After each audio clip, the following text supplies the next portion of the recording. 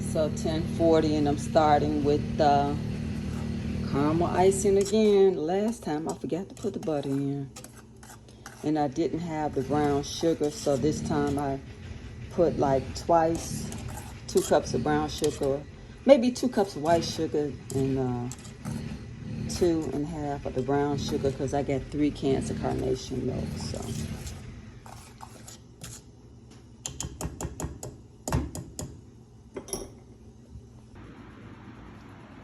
So I started cooking this caramel icing at like 10:40 a.m., 10:41, and it's 11:51. So I think it's been cooking like around 71 minutes.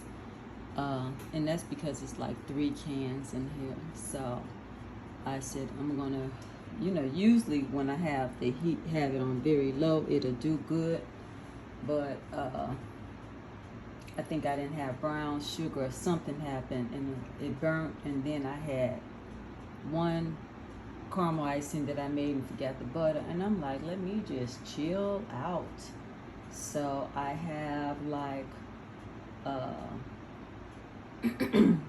2 pans of two of the bowls that I made banana bread with, and each bowl would give me like 12 little loaves. So I have 24 loaves over there. And then I have the last one, another 12 in the oven cooking the banana bread. Won't be too much longer, maybe another 20 minutes or so. So it's 12:34 right now, and I looked at the recording on my phone and I started cooking this at 10:40. So it lets you know how it can take a minute, the more carnation milk you have. I had looked it up online in the YouTube, another way to make caramel or caramel, however you say it. Some people use the condensed sweetener. It looks like carnation milk, but it's called condensed sweetener. And you can submerge it in a pot of water and boil it for hours, and it would turn to caramel.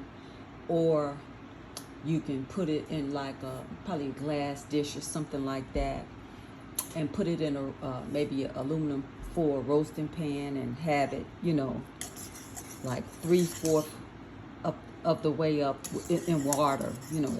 So I filled it with water halfway, and put like one of the little glass or I forget what, the ceramic dishes, and I put that in there and let it cook in the oven for 2 or 3 hours.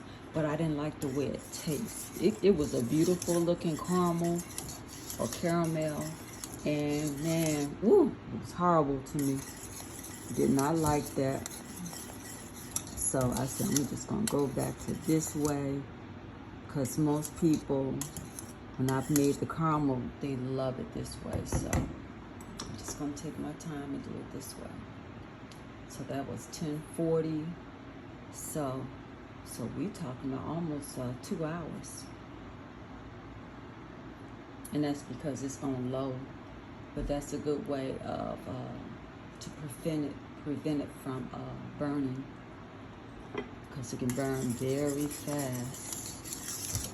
And I don't want that to happen, because I made plenty so that I could put in these little containers. Because my next door neighbor, Greta, was telling me how her son really loves the caramel caramel 7-up pound cake I gave him, because he always, he helped me. And when he was driving, he said, I want another one. So I told him I had the stuff, so I'm just making enough, so I got enough caramel for probably several cakes, and you can refrigerate it. You need to stay in the refrigerator.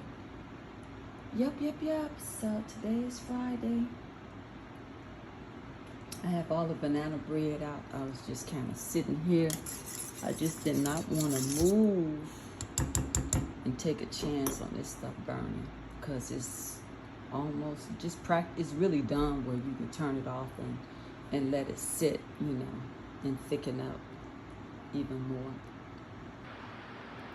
So it's 12:40. It says 12:41 there, and so I just took it off the stove because I could feel, even though you're still kind of dripping, but I could feel like a thickness.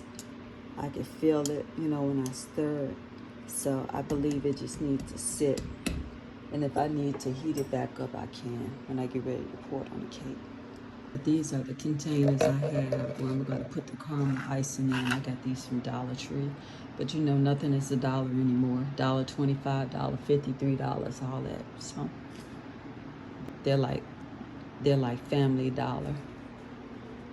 Yep, nothing is $1 anymore. $1.25, $1.50, $3, $5, all the way up. So this is the caramel or caramel icing right here.